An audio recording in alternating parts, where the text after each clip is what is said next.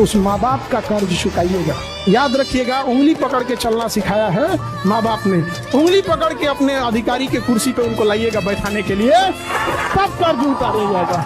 एक जी जान लगा देना है, पढ़ने में मन न लगे तो एक दिन याद करना है कि माँ बाप हमको उंगलियां पकड़ के स्कूल ले गए थे, कर्ज चुकाना है कि पिता का वही कांपते हुए हाथ को पकड़ के लाना है, अपनी ऑफिस पे अपने अधिकारी के कुर्सी पे बैठा देना है। वहां पर वो एक ऐसा अधिकारी होता है जिसके आगे उसका नेम प्लेट नहीं होता है, उसके बेटे का नेम प्लेट लिखा रहता है, लेकिन वो बिना नेम प्लेट का अधिकारी होता है। अपने माता पिता को उस लेवल तक ले जाना है। बहुत सहे होंगे आपके माता पिता, आप ज्यादा नहीं सहना है। जब जाइएगा ना तो अपने माता पिता को एक बार आंखों में देखिएगा, अकेले में बैठ के 2 मिनट के लिए उस गहराई पे, और बस इतना सोचिएगा, ये बूढ़ी आंखें उस दिन कितना खुश होंगी जब वो सुनेंगी तो उसके बेटा उसकी बेटी का रिजल्ट हो गया।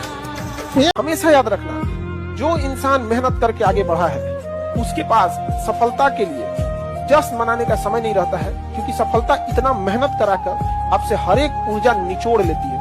इसलिए खुशी आप मनाने के लिए रहेंगे नहीं, आपको एक रिलैक्स फील होगा। बाप रे बाप, हम ही थे वो व्यक्ति कर लीजिए। एग्जाम्पल के तौर पर जो 10 तल्ला पैदल सीढ़ी से चढ़ेगा ना, 10वां तल्ला पे पहुंचने के बाद ना उसको खुशी नहीं होगा कि बाहरी कितना अच्छा दिख रहा है। हाँ जाएगा, 10 तल्ला पे चढ़ गए, पसीना पड़ेगा, लेकिन कुछ को मेहनत की है लेकिन चढ़ गए, उसके में घमंड नहीं रहेगा, क्योंकि उससे पता है गलती से नीचे गए ना तो फिर चढ़ने में कितना मेहनत लगेगा। आज जो लिफ्ट से चढ़े ना, तो लिफ्ट से मेहनत किया नहीं, लिफ्ट में बटन दबाया, बातचीत करते करते चढ़ गए, कितना अच्छा व्यू आ रहा है, यहाँ व्यू आ रहा है। यही होता है कि जब आप मतलब मेहनत नहीं कीजिएगा किसी चीज के लिए और आपको सफलता मिल जाएगी तो कदर नहीं करता, और वही इंसान बहुत घमंडी हो जाता है। कोई रिश्ता अगर गड़बड़ हो रहा है, याद रखिए कोई ना कोई थर्ड पार्टी एंट्री मारेगा।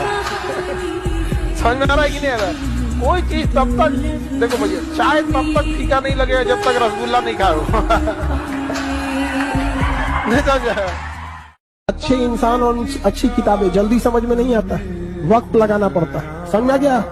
बहुत दूर तक जाना पड़ता है ये जानने के लिए कि करीब कौन था। पढ़ने का जब मन न करे तो जब आपके अंदर एक भूख रहना चाहिए, ललक होना चाहिए, फिर आपको किसी मोटिवेशन की जरूरत नहीं पड़ती।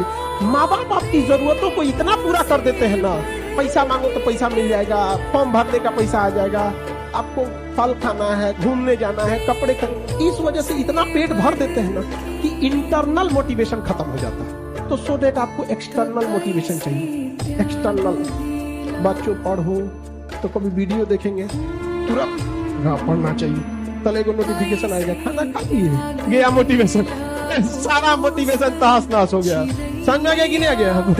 ये सब चीजों से तो आपने आपको क्या करना है, बचा के रखना। काम निकलने के बाद दुनिया भगवान को भूल जाती है, हम और आपकी देखी के मसाला। हर बारिश के बाद छाता बोझ लगने लगता है कि नहीं?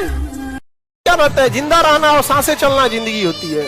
जब तक आप खड़े होकर कोई बदलाव न ला सके, आप जिंदा नहीं है। जिंदगी का मतलब आपके खड़े होने से समाज में एक बदलाव दिखना चाहिए। वहां पर जिस दिन ये बदलाव दिखना बंद हो गया ना, जिंदा मतलब क्या होता है? जानवर भी रहता है, पड़े रहेंगे यहाँ पे, 3 टाइम की जगह 2 टाइम खाएंगे। तो आप किसको जिंदगी समझते हैं? उसको जो 70 साल वाला उम्र है आप हैं, तो समाज का एक हिस्सा कहे कि मेरे लिए ये इंसान खड़ा है, अगर ये है तो हम अपने लिए अपनी मंजिल को पा सकते हैं। वो जिंदगी होती है। बाकी ये उम्र